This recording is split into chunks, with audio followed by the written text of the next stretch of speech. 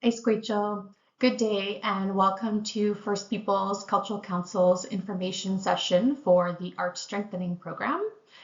Before we begin, I will quickly introduce myself. My name is Nikki Rohani. My traditional name is Sequoia. I am a mixed ancestry. I'm Coast Salish from the Penalaquit First Nation on my mom's side, and I have European ancestry on my dad's side. I am an arts program coordinator with FPCC, and I am currently overseeing the arts strengthening as well as the arts infrastructure programs. I'm recording this presentation from the unceded traditional territory of the Wisanich First Nation. Heichka, thank you so much for taking the time to be here today. I hope this video provides some valuable information as you begin the application process. First Peoples Cultural Council is grateful to have our offices located in the beautiful, traditional, unceded territory of the Wisanich Nation people. We are grateful for speakers, artists, and knowledge holders who hold on to their languages, arts, and heritage. The mandate of FPCC is to assist BC First Nations in their efforts to revitalize their languages, arts, culture, and heritage. The arts program provides financial support to BC First Nations creatives, with priority given to projects intended for the revitalization of BC First Nations arts, culture, language, and heritage. The arts program contains 4 program areas. The individual artist program, which focuses on projects and creative development. Scholarships for arts education are also available under the individual artist program. The Arts Strengthening Program, which includes one-on-one arts mentorships and group workshops to support the continuation of BC First Nations cultural arts practices. The Arts Infrastructure Program, which is the program we are discussing today, involves art space construction or renovations and capacity building for BC First Nations arts and culture organizations and communities. And the music program, which is focused on music creation and music industry professional internships, mentorships, and training. Each program area provides support for artists and arts organizations to positively impact creative sovereignty in their respective activities, knowledge transfer, training, and professional development. I recommend reviewing the other programs to see which one might be the best fit for your project and to ensure your application is reviewed in the correct program. These are the members of our arts team. In addition to myself, you may come into contact with some of the other members when you reach out to us. In addition to the arts team, I wanted to acknowledge the coaching team, as they are a huge support to us in our programs. FPCC has general funding guidelines that apply to all of our programs. They are available on the funding process page of the website. I strongly recommend to anyone that is applying to first read the general funding guidelines. There's a lot of helpful information to be found here. The general funding guidelines cover topics such as funding criteria, including eligibility, misrepresentation, ineligible expenses, grant liability, insurance, and criminal record checks.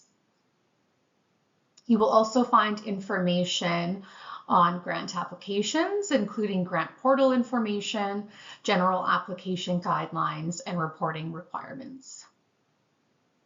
As well, the guidelines also include information on the peer review process, notification of awards, and payment of awards. In addition, please also review the Arts Infrastructure Program guidelines. This is where you'll find program-specific details. These are available on the Arts Infrastructure Program page on the website. Next, I wanted to provide some key information when applying to the Arts Infrastructure Program. So this program accepts applications from BC First Nations bands tribal councils, and BC First Nations-led organizations where at least 75% of directors identify as BC First Nations. Applications are submitted through the FPCC grant portal. You will need an account to apply, and here you'll see the website address, fpcc.ca/login.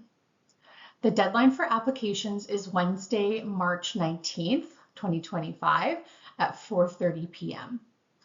We highly recommend that you submit your application before the deadline date, as early as you're able to avoid heavy congestion on the grant portal, which can sometimes interrupt portal functions. The project you are applying for can happen between March 19th, 2025, which is the deadline date, and March 19th, 2026. If you receive funding for your project, you will be required to complete a final report 1 month after the project end date and no later than April 19th, 2026. It's important to note that you cannot submit an application if you have an active grant within the arts program.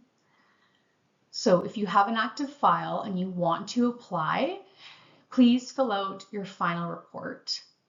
Often we can help you do this even if your project is not yet complete. Please feel welcome to reach out if you'd like some coaching around wrapping up your current project. This presentation provides an overview of the Arts Infrastructure Program, including what the program is, some project examples, who is eligible to apply, eligible expenses, the funding term, what you will need to apply, and how to apply.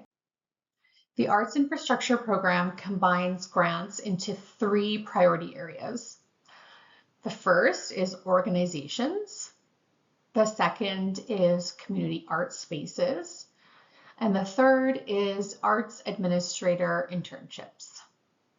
The purpose of the Arts Infrastructure Program is to assist BC First Nations arts and culture organizations to increase their administrative capacity so that the tools, resources, staff, training, and spaces are available to achieve their goals. The first funding opportunity is available through the organizations option. This area supports BC First Nations communities and organizations with artistic production, administrative capacity building, and operational assistance. Grants are available up to a maximum of $50,000. Applicants can choose one of the following options: artistic production up to $25,000, administrative capacity building up to $25,000, operational assistance up to $25,000, or applicants can choose to combine artistic production with either administrative capacity building or operational assistance for up to $50,000. These are some examples of eligible projects in this priority area. In the artistic production category, applicants can apply for funding to host arts workshops for the community, to create a mural, or host artist residencies and collaborations. In the administrative capacity building category, applicants can apply for funding to hire more staff to respond to growth in the organization, hire a contractor for strategic planning for the growth of the organization, or staff mentoring and/or building a sustainable operational base. In the operational assistance category, applicants can apply for funding to support current wages and salaries, building maintenance expenses, electricity, gas, space repairs, or landscaping costs, or rent or mortgage. The second priority option is community art spaces. This funding opportunity supports BC First Nations communities and organizations with the development and enhancement of community arts and culture spaces. This can include renovations to an existing structure or new construction that supports community accessibility to arts spaces. Please note that all spaces must be community focused and available for community use. Grants are available up to a maximum of $75,000. Some examples of projects in the community arts spaces priority area include renovations or improvements to an existing building or structure, such as carving sheds or cultural spaces. For example, this can include fixing drywall, painting, roof repair, or plumbing costs. Construction of a rehearsal space for creative expressions such as singing, drumming, dance, or theater. Or the construction of a permanent design space to create art such as weaving, drawing, painting, and other creative expressions. As you can see, these categories are fairly flexible. What's really important is that when you fill out your application, you make the connection between art and BC First Nations art revitalization and the infrastructure project you are proposing. The third priority area is Arts Administrator Internships. This funding opportunity supports the transfer of knowledge to develop skills and increase capacity for arts administrators in a museum or art setting. This is done through an internship placement with an arts and culture organization or a structured relationship that will provide qualified and specific arts administration mentorship to the intern. Grants are available up to a maximum of $40,000. Some examples of projects in this priority area include organizing workshops, events, and other arts activities, community-based research and planning, community outreach and network building, support, documentation, and promotion of local artists, community cultural coordination or arts and culture facilitation, or curatorial practice in a gallery or museum. Please note, applications to this priority area are collaboratively prepared by interns, their mentor, and the supporting host organization. Host organizations are expected to contribute to the proposed internship costs, which can include workspace, administrative fees, or organizational costs. The organization must cover any mandatory employment-related costs associated with the internship, such as office space, to complete the internship. In addition to office space, internship hosts are expected to provide technical facilities and support to the intern.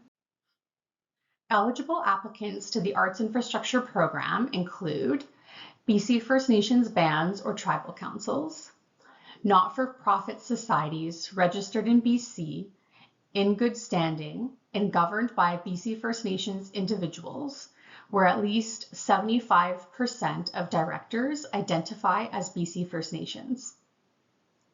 BC First Nations-led museums and cultural spaces, where at least 75% of directors identify as BC First Nations.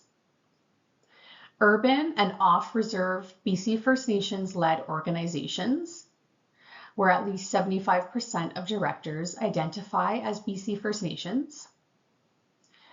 BC First Nations schools or adult education centers operating in BC on First Nations lands can also apply. Please note that applications from BC First Nations schools that serve one community must be submitted through their respective nation or band office.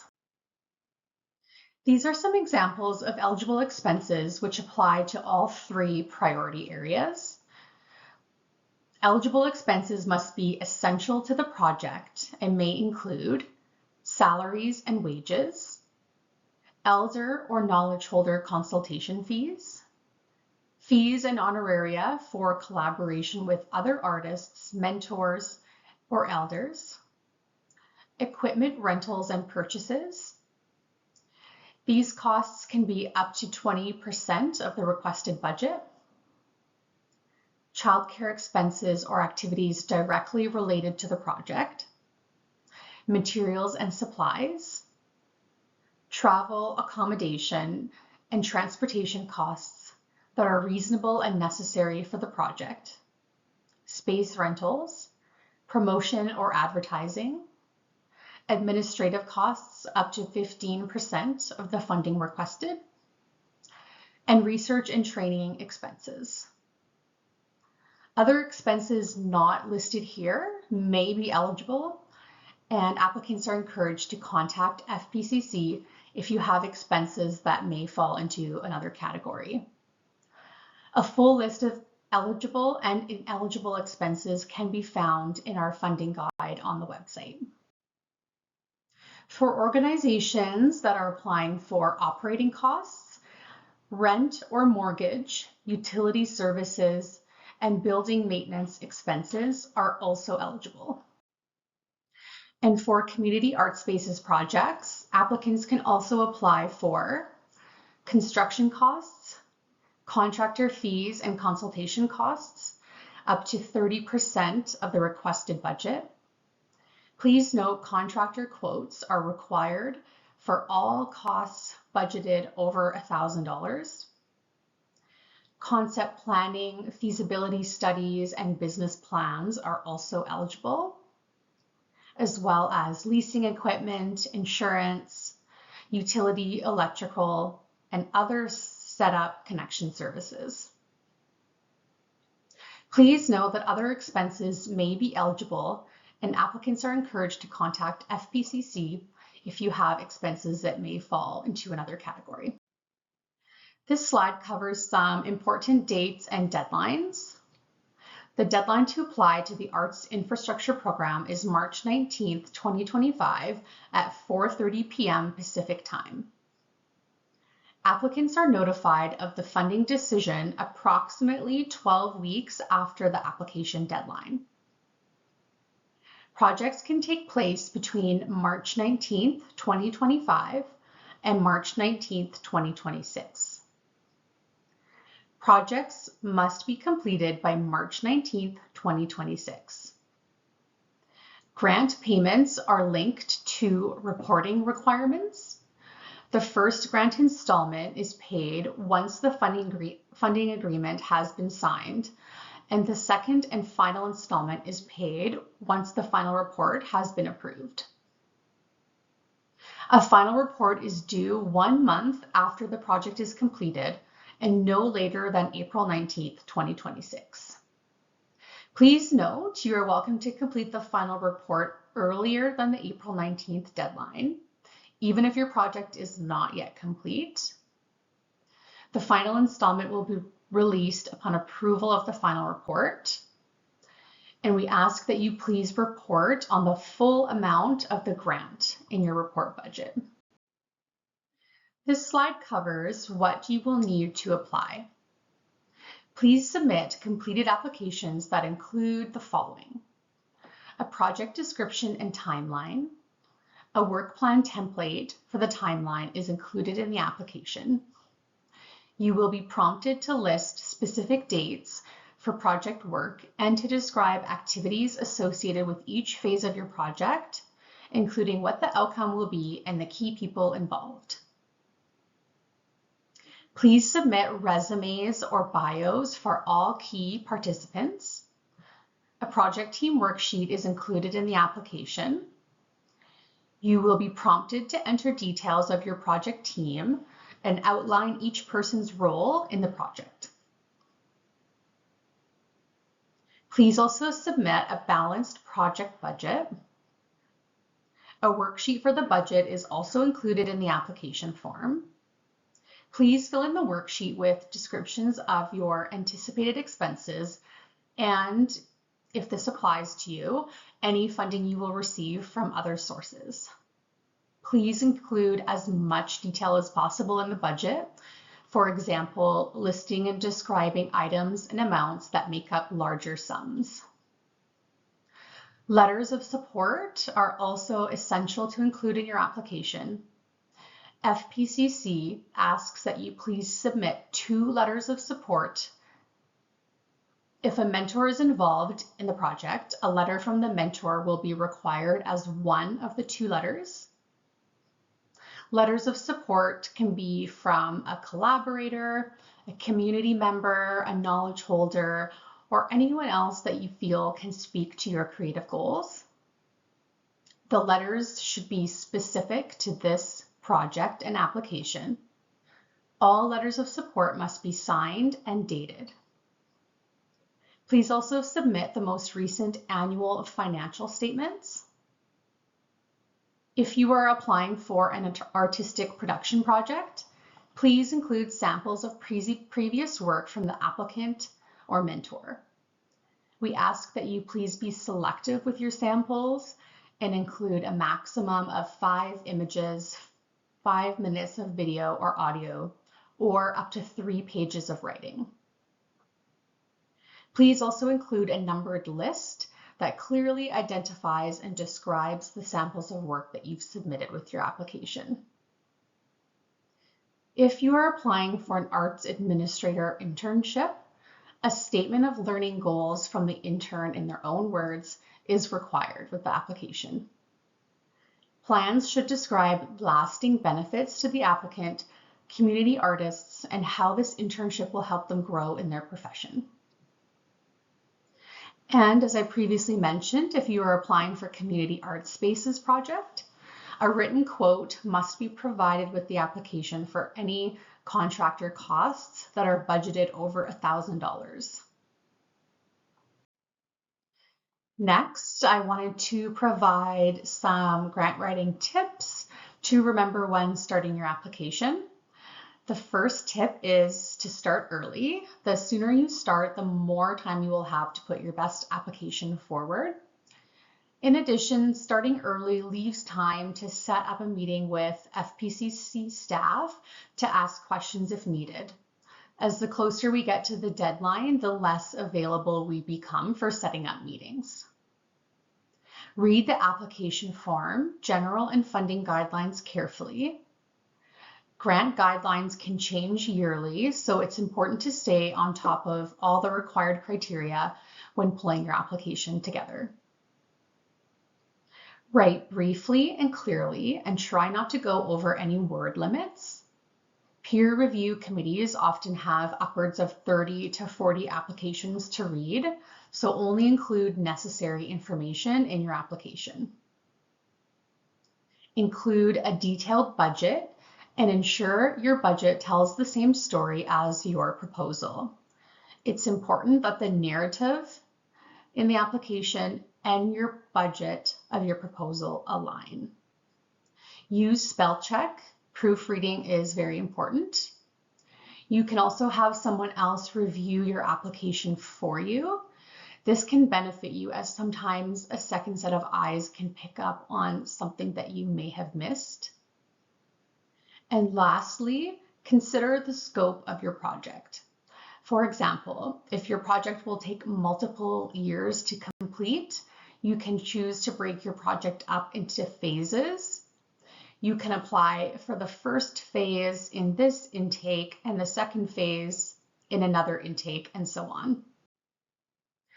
The FPCC Arts program has a few resources available on our website. Our grant writing handbook and arts portfolio handbook are available to assist you in project planning, writing your grant, and sharing your art. You will find these handbooks on the Arts Infrastructure Program page of our website under Tools and Resources. Please note we are in the process of updating these handbooks, so though they are a little dated, they still contain helpful information. There is also a resource available if you are interested in starting a society. There is a link in the Arts Infrastructure Program guidelines under Program Eligibility Criteria. Next, I wanted to provide some important information when planning for your application. As I previously mentioned, we recommend starting as early as possible. FPCC arts applications take time to complete, and we recommend starting as early as possible. Significant reading and writing are required throughout the application process, along with seeking support letters. It is recommended to allow yourself up to 1 month to work through all portions of the application. In addition, applications are completed on FPCC's grant portal, which is technology-based and functions best when used on a laptop or desktop computer. For applicants that require assistance with technology, we recommend having a friend, family member, or someone else that they trust to assist with completing and submitting the application. Please reach out to arts program staff if you have any questions about the application process, or if you would like to discuss project planning, or if you need support in completing your application. The deadline for one-on-one support is March 5th, 2025. The next 2 slides cover some important information regarding final reports. Should your application be successful, you will be required to submit a final report near the end of your project. The final report is due 1 month following your project and no later than April 19th, 2026. That being said, you are welcome to submit your report early, even if your project is not yet complete. We just ask that you report on the full amount of the grant in your report budget and what you plan to spend the rest of the funding on.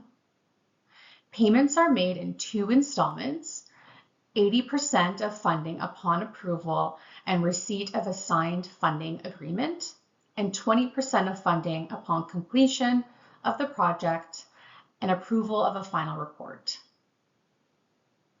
Please note, applicants are not eligible to apply to any other FPCC program until their final report has been submitted. A final report will include the following sections to complete: a description of project activities and outcomes, a financial summary of the full project budget, including an updated budget worksheet, a place to upload support documentation, including photos, videos, audio, and other attachments related to the project, and any relevant feedback that you would like to provide to FPCC. Please note, final reports are reviewed and approved on a first-come, first-served basis. We encourage you to review the final report in the grant portal at the start of your project. It's available on the portal dashboard as soon as a grant is active. This is a great way to be prepared at the beginning of an arts project of what you'll be reporting on. If you have any questions about completing your final report, staff are here to help. Please email us at aip@fpcc.ca.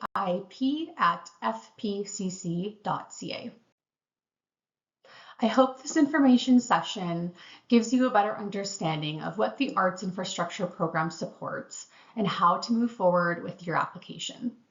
If you would like to apply, applications are being accepted on FPCC's grant portal at www.fpcc.ca/login.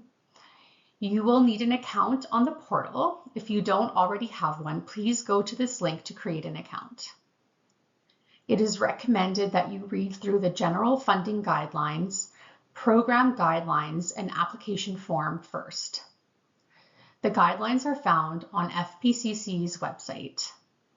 After that, please feel welcome to send us an email with questions or to arrange a time to discuss your project.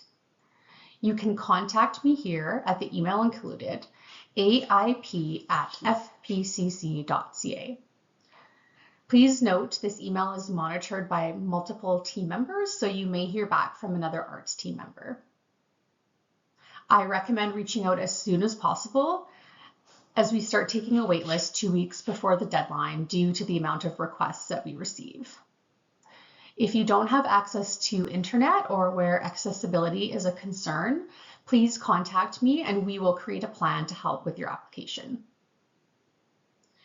Please also note that the FPCC grant portal allows you to work on and save your draft application. We recommend you give yourself plenty of time to write your application prior to the deadline. Applications are being accepted until March 19th, 2025. I recommend getting started early and reaching out prior to March 5th, 2025, as that will be the latest date that one-on-one coaching calls can be scheduled. Hi, Chika. Thank you so much for taking the time to watch this information session on the Arts Infrastructure Program. If you have any questions at all, please feel welcome to reach out at aip@fpcc.ca.